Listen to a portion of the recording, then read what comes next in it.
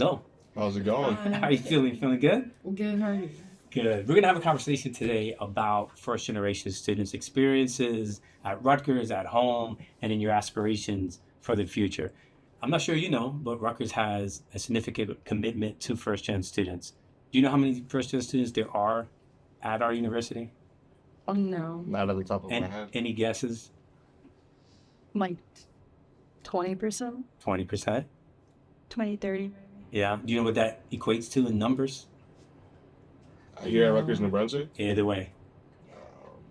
20%, 5,000. Right. The numbers are pretty high. So in the United States, 1 out of 2 students potentially are going to be the first in their family to pursue higher ed. At Rutgers right now, on average, 1 out of 3 students are the first in their family to pursue higher education, which equates to around 18,000 first gens at Rutgers from Newark, New Brunswick, and Camden. Pretty incredible, right? Yeah. But let me ask you this question. When did you realize that you were first gen? And or when did you hear this term for the first time? First generation. I think I realized I was a first gen student when I was a freshman in high school. I feel like before then I was kind of just going through school and, obviously doing my due diligence, getting good grades and whatnot.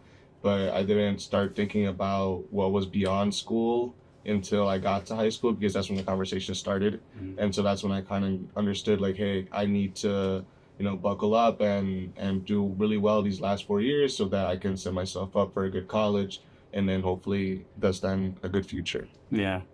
Okay. Yeah, I completely agree with him. I didn't hear the term first gen until my freshman year in high school. I wasn't really familiar with the term because everyone around me was first gen, so no one was different, I guess. Everyone was the same. And then when I got here to Rutgers, I was like, oh, okay, like, I'm first gen. Yeah, you hear that term a lot here. Yeah, at here I Rutgers. do. Yeah. Yeah. What are you, Samantha? Yeah, I think about the same. For me, it was like junior year of high school, just because that's when like I had to start applying for college. Before then, like, I never was really told like I'm first gen. Yeah. It was something that kind of came up through the application because like I feel like one of the questions were like had something to related to being first to apply to college, and I checked it off and I didn't really think much of it until like just later on, like the term really came up here at Rutgers, and that's when I really like kind of knew the name to like what I would identify as. So the first time, I think I didn't know if I was first gen or not. So I'm one of 3. I'm the youngest of 3 brothers. And one evening I went to get some water in my kitchen in the middle of the night. I think I was probably around 7 or 8 years old. And I saw my mother with like notebooks and books sort of spread out on the table. And I never thought anything of it. She was like a teacher's aide. And so I was like, I remember that picture vividly, like in my mind. Later in the year, I remember her talking about class. I was like, wait, what? So it turned out that my mother, after raising us and me starting kindergarten, started her journey as a college student. And she chipped away little by little. And she graduated, which her promise was that she wanted to finish college before we went. And so she finished her degree the same day my brother graduated high school. So that day, everybody had their cap and gown. This is where we cut to the photo. Like this is that day. So I didn't know, what that meant. Right. And so she couldn't necessarily help us through the process because she was like in a cohort model herself. But it was really a proud moment for all of us to find out, like, wait a minute, our mother's chipping away at a degree as well. So I'm a continuing generation that supports this journey that you all on. What about you, Tania? I think for me it was probably, I don't know if I remember in high school hearing about it. Yeah. I think once I had applied and like been accepted to EOF is like when that clicked for me, because I was in a similar group with other students who were having the same experience, and then that's when I probably first heard that term, first gen. But even then, I just thought it meant just very generally like, oh, the first in my family to go to college, but I didn't think of like the implications of what it meant, or like some of the challenges that poses sometimes. The challenges are really important to talk about, right? So like we would assume that at home, right, they don't necessarily have as much information to help you in your journey. When you talk about college at home and your experiences, how do you explain it? How do you explain the culture here on campus to your families? when they start asking about how's everything going?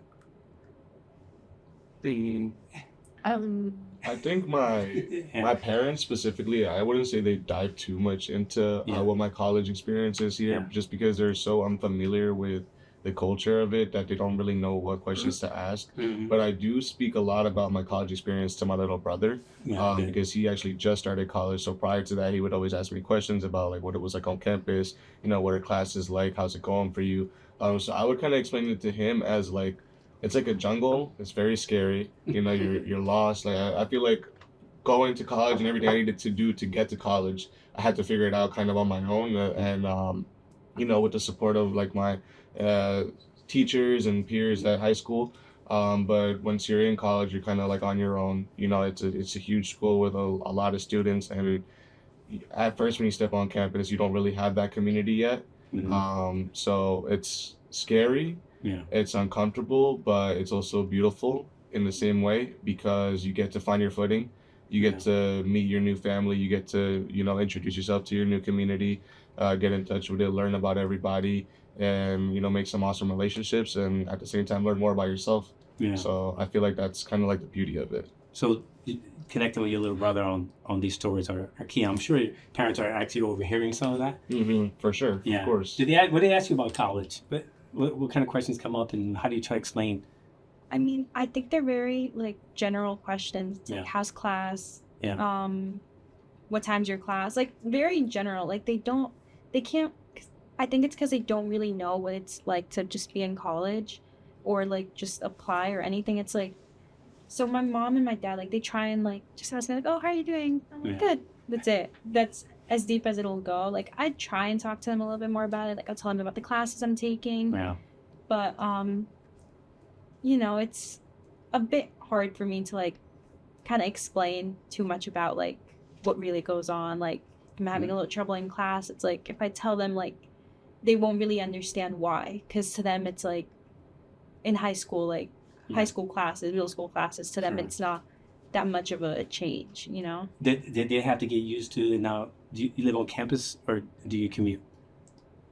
Like, I guess both. I live off campus, but I'm 5 minutes away from Cookdon. Yeah, but you mentioned like high school particularly, the schedule is quite different from higher ed. Did they have to get used to that? Not seeing you home certain times of the day and out and about? Earlier when you asked the question, I wanted to laugh because my parents are...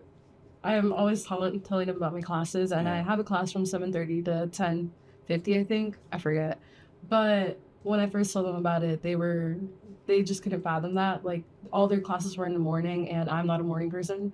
So when I was trying to explain everything to them, they just couldn't understand or fathom the idea that there would be, like, evening classes. And then twice a week, possibly. Twice a week, definitely no. Like, they don't understand that. But you do understand, most likely, that your parents made sacrifices along the way. Do you know what those sacrifices might be in order for you to get where you are now?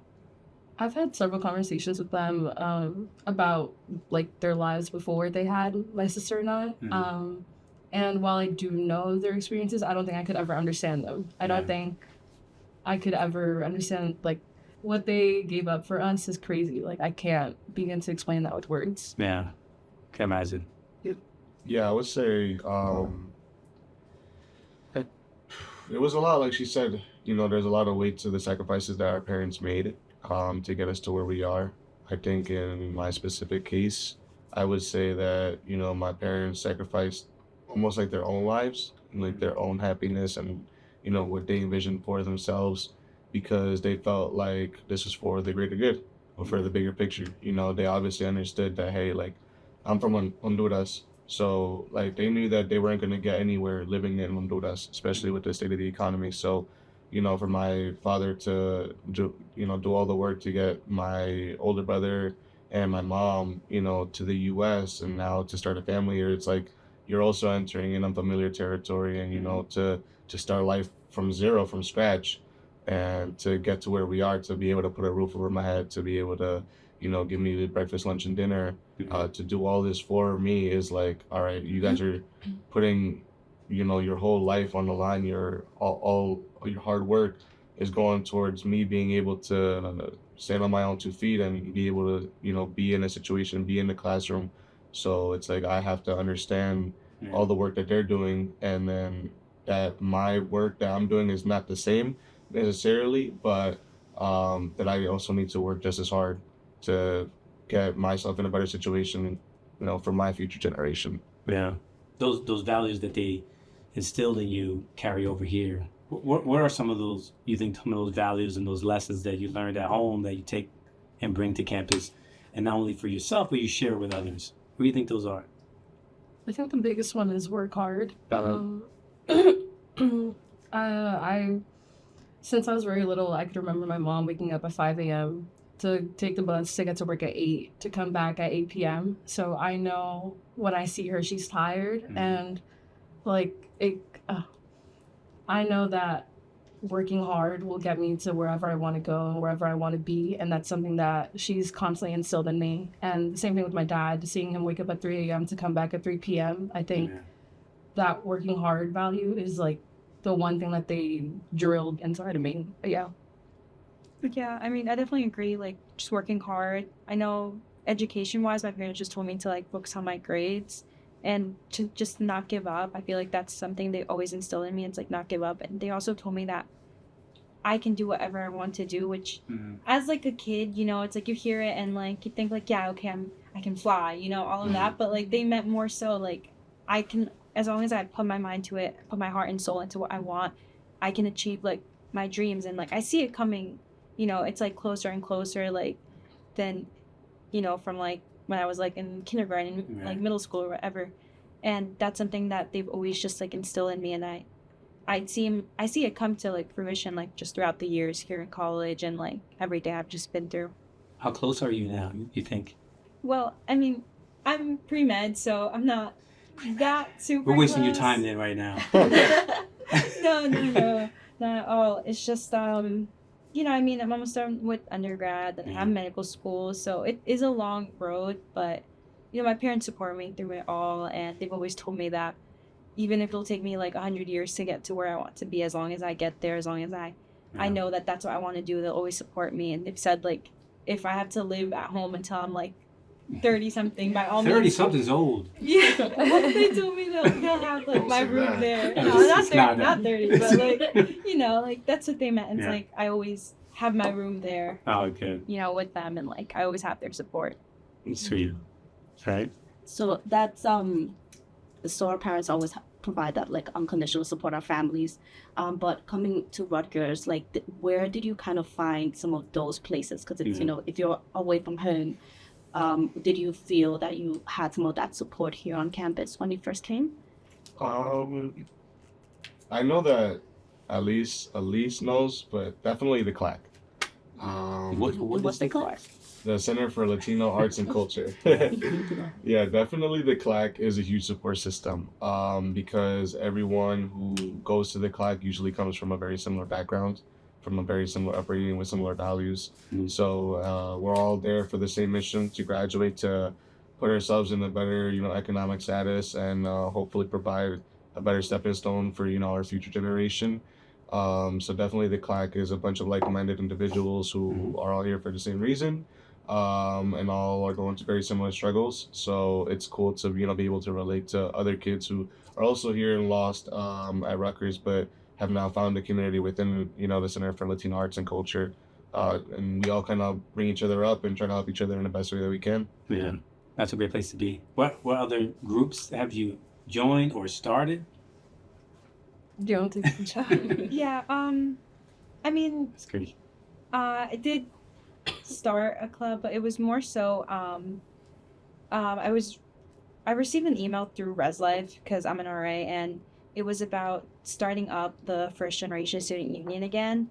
And, I saw it and I was like, oh, this is so interesting. Because at that point, like, I was much more, like, educated on what being First Gen is. And obviously, being First Gen, I was interested in it. I applied. And then since then, like, we've just been trying to get it, like, out there and, like, known throughout, like, Rutgers. Because since we are just starting up again, it's, like, not many people know. Like, we did table at the involvement fair. And we had a bunch of people come up to us, so I feel like this is a community that I feel like will do really well, and I feel like it's kind of needed because, I know there are other support systems, but there isn't like a first gen specific one. At least that's very prevalent with and very student based on campus. So we do want to like, just like have events, have people come over, have educational events that have to do with financial aid, maybe academic wise and stuff like that. So I feel like, yeah, it's something that's very fun. I'm really excited to be a part of. It's great to have. Are you expecting to work with undergrads? Do you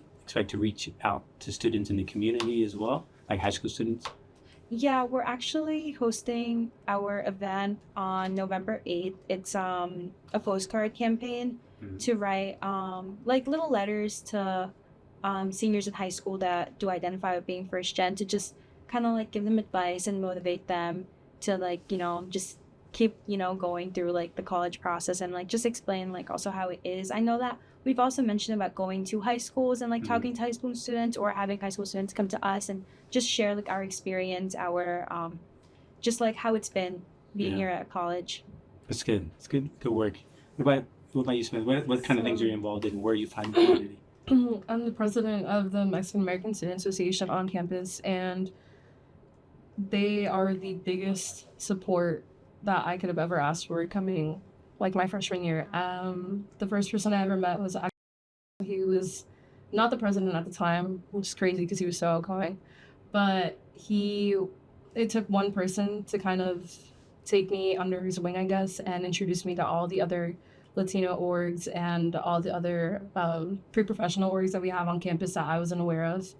And I want to give a shout out to the Association of Latino Professionals for America. They are a pre-professional business organization, and it was because of them and the Mexican American Student Association that I think I'm the person that I am today. Yeah. I think if it weren't for all the experiences that they've been able to grant me with, I wouldn't be here, for sure. That's key. Those experiences that you have outside the classroom. I think what you're learning in the classroom, I mean, that you put that up against any institution around this country, it's solid, right? But it's these other types of experiences outside the classroom, the people you meet, the network you build in, and then pushing yourself a little bit beyond, what you're just comfortable with is going to sort of pay off twofold, even more so. So I think it's what you're doing is the right thing. Got to make sure you get outside the dorm room, or you get onto campus and you start meeting as many people as possible. It's key. Yeah. You talked about getting onto campus and not feeling. So I'll put it in some perspective. So I was a elementary education major, right? So a lot of times when I was in class, I was either the only male, and sometimes I was the only person of color. Isolation was key. Like I really felt it when I went to class. So that's why I think a lot of the student orgs was really important for you.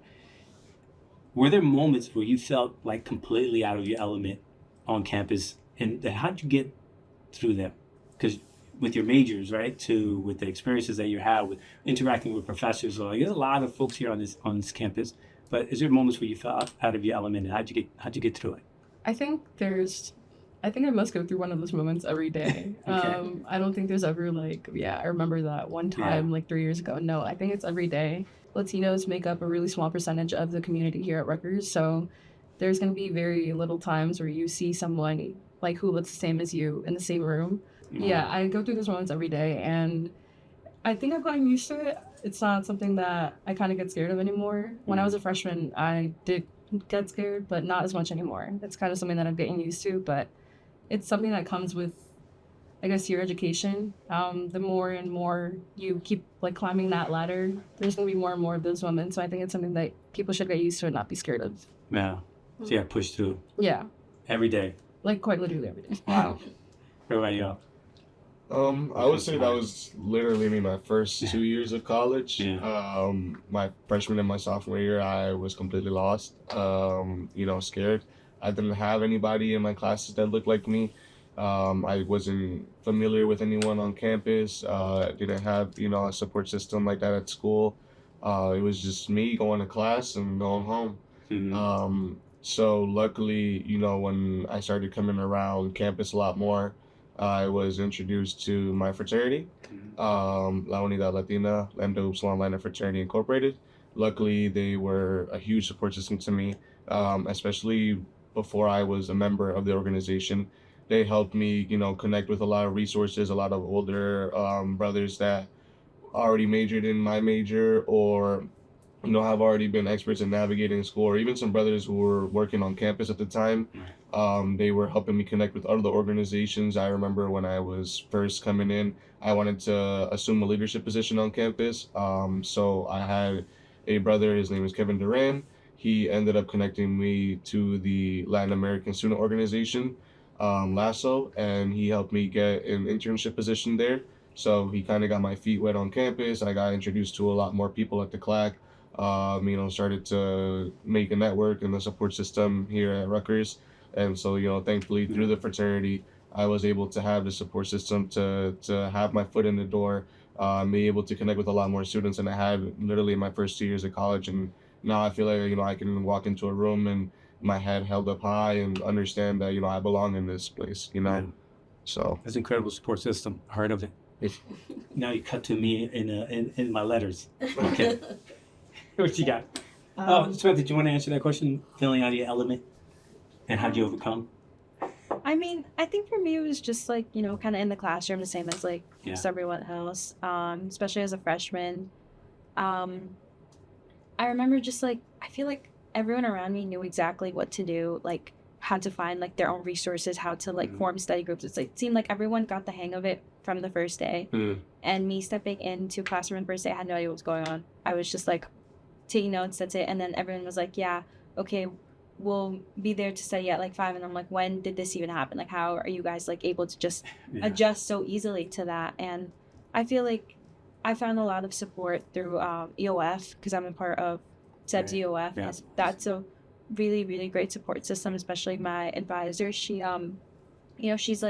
she's the one that provides me with the resources. She reaches out to me about like scholarships or to apply for like certain financial aid, like all types of things, academic support. And I feel like she also just helped me kind of understand and just like feel like, while I do feel these moments of isolation, like I belong here. I mean, I feel like we were all accepted here for a reason. Like we're here because, we're meant to be here. Okay, you deserve to be here.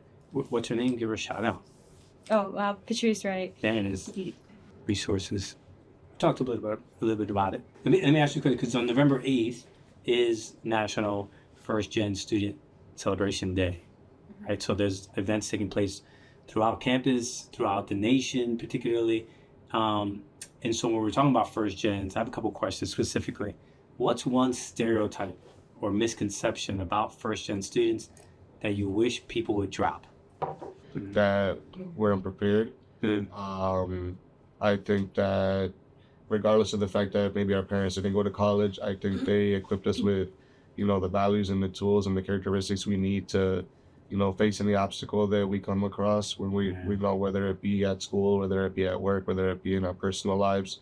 We're always ready to handle the situation at first. And just because of the fact that, like, my parents were going through a lot of struggles and, they faced adversity that they weren't familiar with. And thankfully, because they were able to, I now have the courage to be able to go into the classroom and, against all the odds, make that dean's list or get that 4.0, get my bachelor's degree, get my master's degree, whatever it may be. So I would say that a misconception that I'm not a fan of is that, we're not prepared. Yeah. Because I would say that maybe we don't have the experience, but we definitely have the traits that we need. That's right.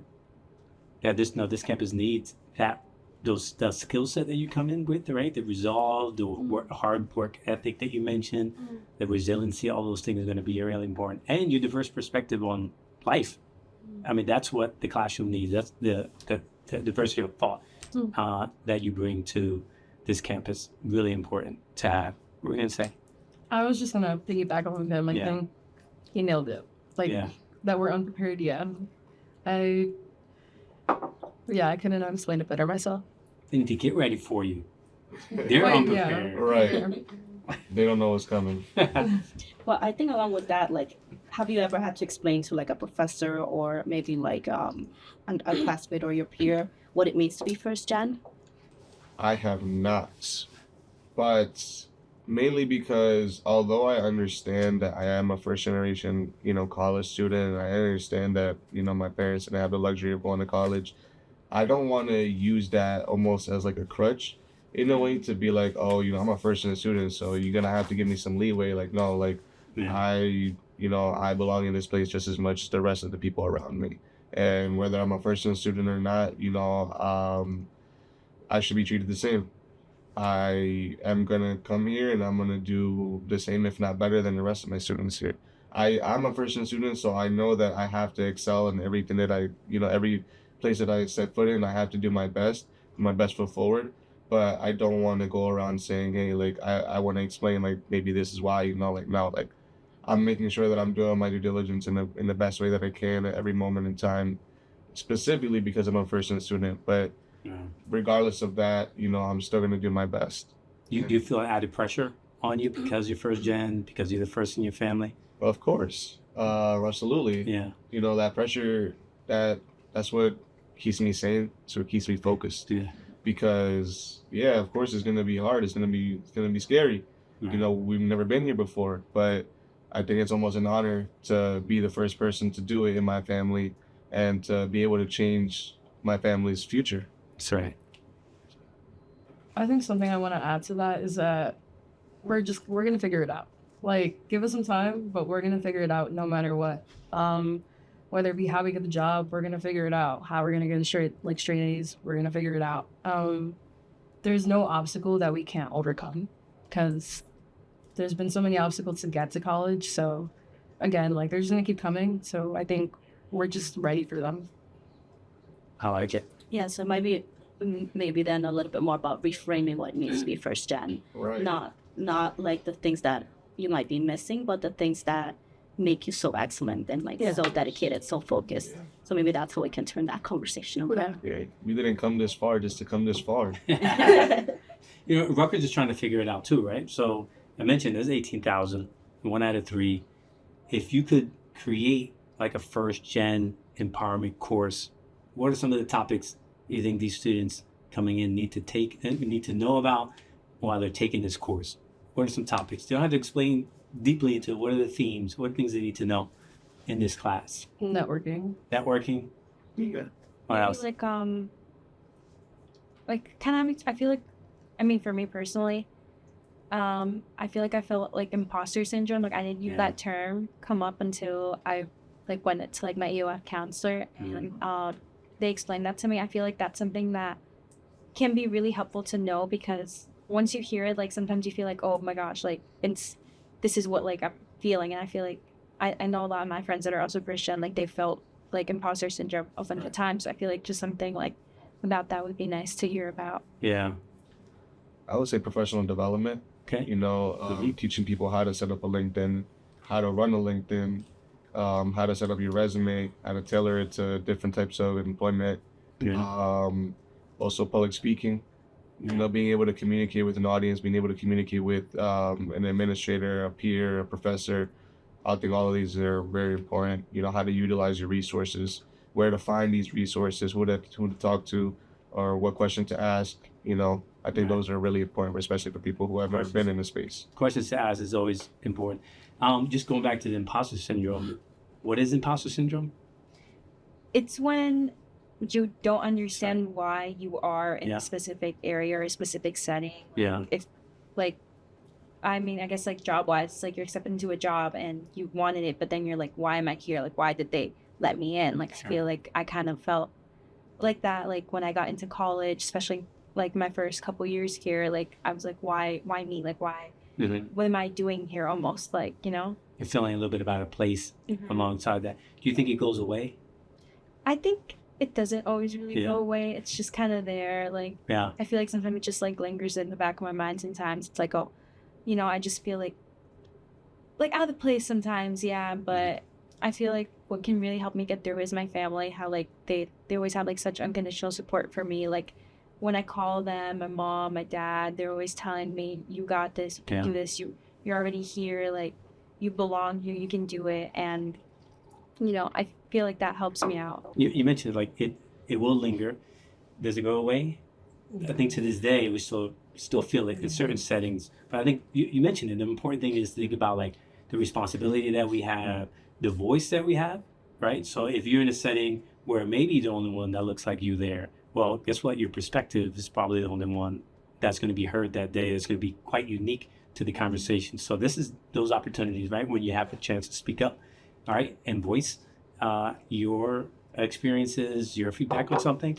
But just a matter of having the courage, right, and the maturity all the time to say, all right, this is one of those moments. I got to do it.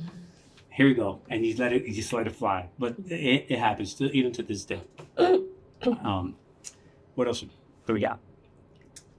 I think this is similar to the last question that we had, but what is something you wish you had learned sooner that could have helped you navigate college a little bit better or maybe a little bit easier? I think networking. I didn't realize how important it is to have connections or to know someone who knows someone. I realized that it comes in handy no matter what. I think also to be nice to everyone. You never know who you're talking to. You never know who you're going to be in the room with. So I wish I would have known about networking when I was a freshman. Closed mouths don't get fed. That's what I think, I wish I would have learned or been more adamant on. Yeah. I feel as though a lot of times, like maybe because you're scared to ask the question or you don't know who to ask, you don't ask. Yeah. Or you don't find out and you don't reach out. But again, closed mouths don't get fed. If you don't fight for what you need, you're never gonna get it. And no one's gonna understand what you need until you say it.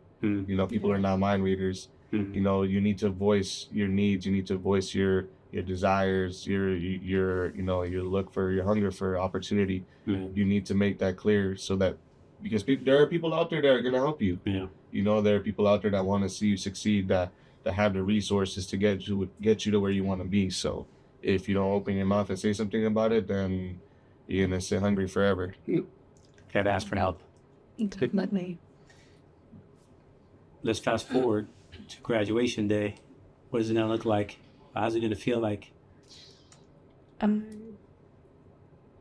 know. I'm so excited. I can't. Who's there? Everyone.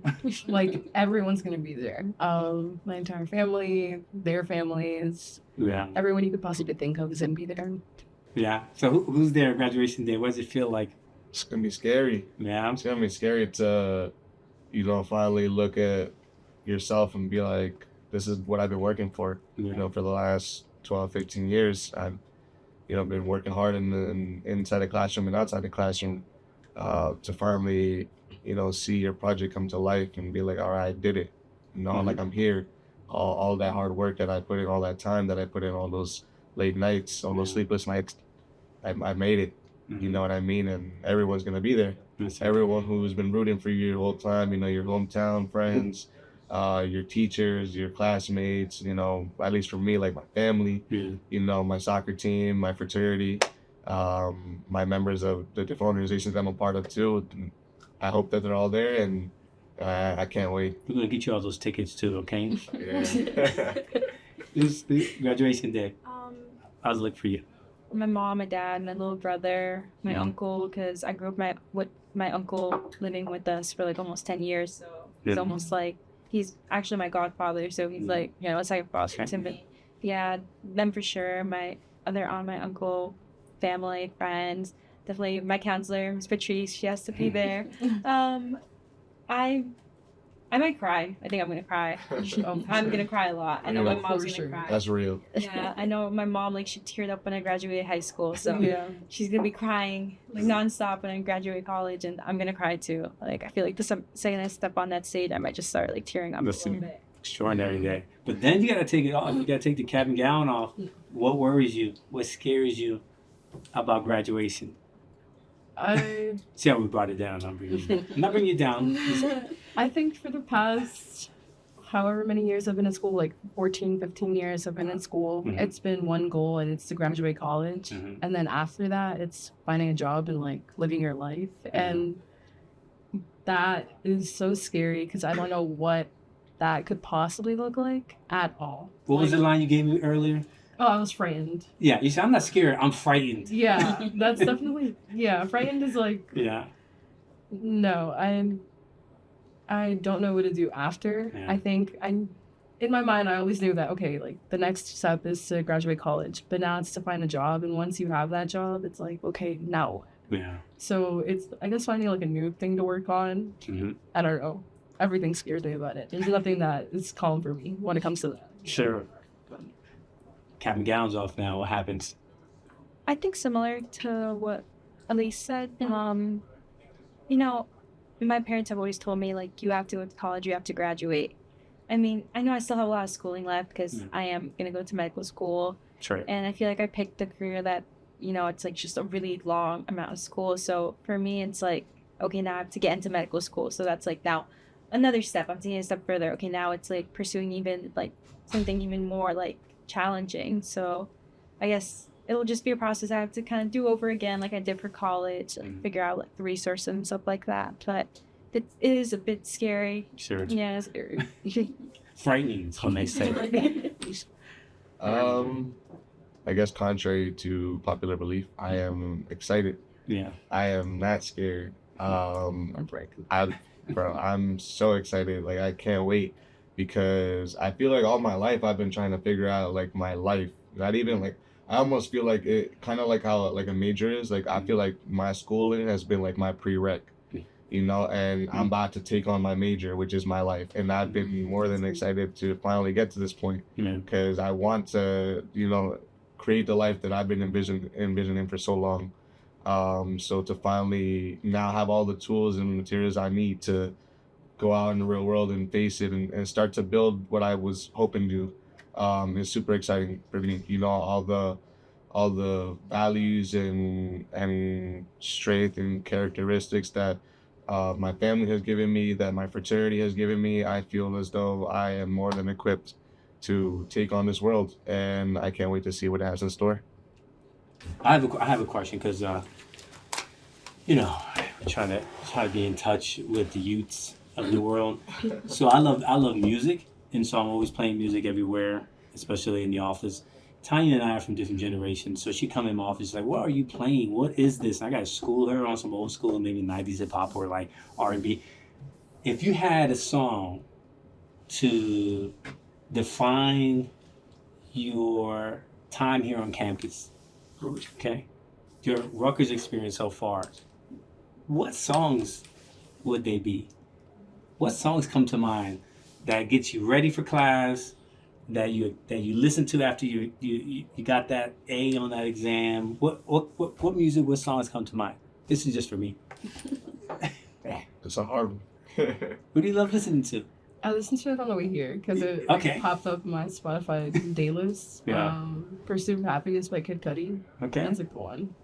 But I don't know. Yeah. I don't know. Okay. That's for today. Yeah, But there's one for like every day. Good. What I'm saying is to get you ready for this. Yeah, to get me ready. Yeah. I like it. Anything come to mind? Your music? I listen to mainly rock music. Yeah.